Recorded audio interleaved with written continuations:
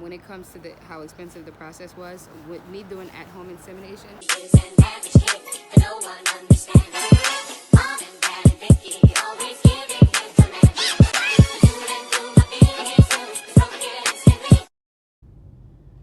What's up, guys? It's your girl K, and I'm back with another video. So right now I'm about to be on my way to work, and I'm gonna chat with y'all for a little bit. I know y'all about to talk about my seatbelt, so let me put it on. I'm gonna chat with y'all a little bit about this whole, y'all want a labor and delivery video. I'm gonna do one right now. I'm just gonna do a quick Q&A because a lot of y'all asked me some good questions, and I wasn't looking forward to the responses because a lot of things that you guys asked me, I felt like y'all probably already knew, so y'all surprised me. But all right, so one of the questions was, is the other parent still involved? Or I don't know verbatim, but basically they want to know whether or not, because I'm no longer with the other parent, whether or not they are still involved. So yes, the other parent's still involved. I would never take that away from somebody. We decided to do that together, and I'm mature enough to continue to let that involvement take place. Another question was, how did you know you was emotionally, financially, and physically stable enough to have a child? So physically, I knew that I was physically okay because I went to the infertility clinic and they checked my ovaries. They did an STD test and they did a genetic screening. Mentally, I always knew that for some reason I wanted my own small family, and I always knew that I wanted my own biological child. And I felt like for years I battled with the whole, oh my God, what are people gonna think? Oh my God, what is he? I always wanted a son, so I kept saying he. What is he gonna think? How is he gonna feel? How are people gonna make him feel? And the reason why all of these thoughts were in my head is because clearly I'm a part of the LGBTQ community, and those are a lot of things that comes with having a child. And there's a lot more commentary that's like very, very negative and bashful toward this community when it comes to the whole children thing. And so like all of that created fear within, and that fear stopped me from conceiving. And so last year I just had this thrill of energy and this spark of like ambition, and I told myself like, yo, listen, no matter what, I'm gonna love my son unconditionally, and when he gets old enough to understand, he will understand.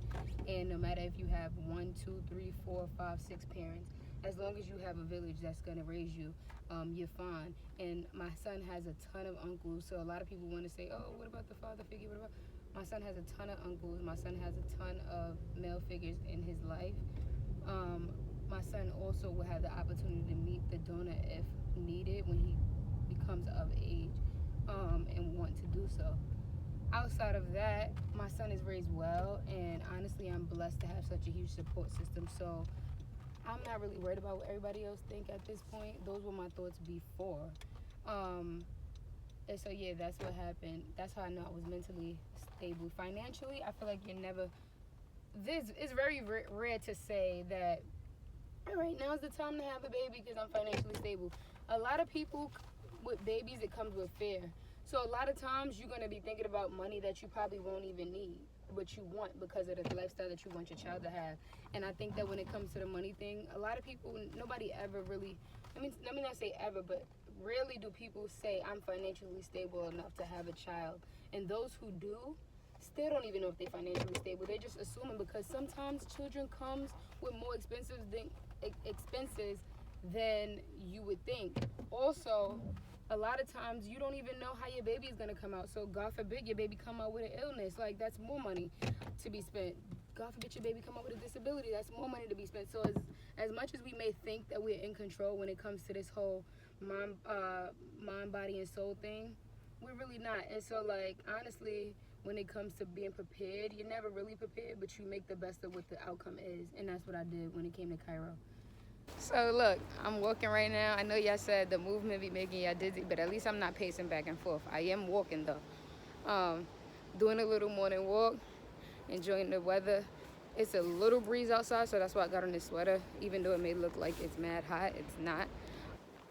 In this video, you're gonna see 2 clips because I already started recording and then I didn't finish recording, so now I'm trying to finish my recording. Alright guys, so boom, here we go. When it comes to how expensive the process was, with me doing at-home insemination, it was not as expensive.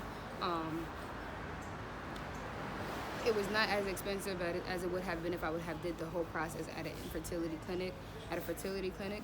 So I ended up lucking up, because also people do not end up being successful in their first attempt.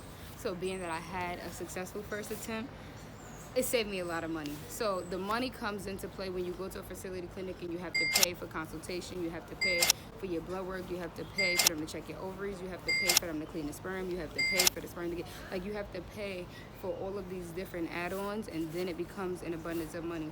You also have to pay each time they insert a vial into you. So with me doing at-home insemination, it became way much cheaper. I would say that it could have been expensive if it didn't work the first time and I had to do the whole rebuy vials. That part would have been expensive. In total, I think I paid this amount. Other than that, I think my process for what it was not that expensive. Someone asked me if I would have went the other route in terms of like letting a guy get me pregnant, or letting someone insert sperm into a cup and then me inserting that into me. I know some people may do that route. That wasn't for me. That wasn't my thing. Even though I did get the sperm delivered to me in a nitrogen tank, I didn't want that mental. You just have to mentally be there for someone to be in your house and do all of that and then hand it to, like, I can't. And then also with it coming from a sperm bank, it was washed. It was like a lot of things that had to happen already before I inserted it into me. So I did the most safest way possible, because they do STD screenings, they do genetic screenings, they do all of these screenings to make sure that the sperm is completely secure. So that's why I went that route.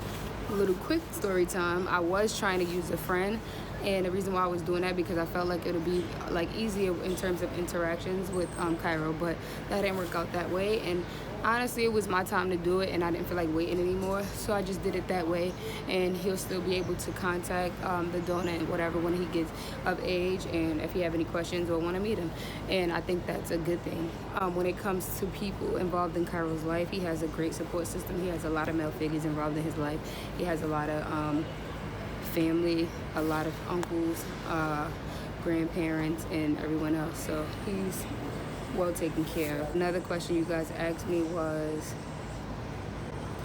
if there was a legal process when it comes to Kyro's other parent. No, there's no legal process. We're mature enough to handle the situation accordingly. We know what happened. We know how we went about it. We know what we agreed upon, and we're living up to that agreement, and everything is great in terms of that. I think that was it, guys. If I missed anything, again, leave a comment in the comments below. Like this video, give this video a thumbs up, tell a friend to tell a friend I'm on my journey to 1K. Click that notification bell so y'all can know when I post videos. And I really want to let y'all know that I appreciate y'all for all the support. It's hard to make videos, but I'm trying my best to keep y'all updated.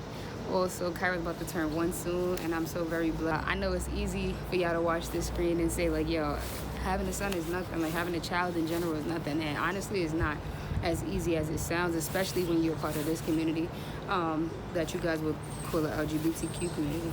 So I'm just blessed, and I'm thankful, and I'm grateful for all of your support.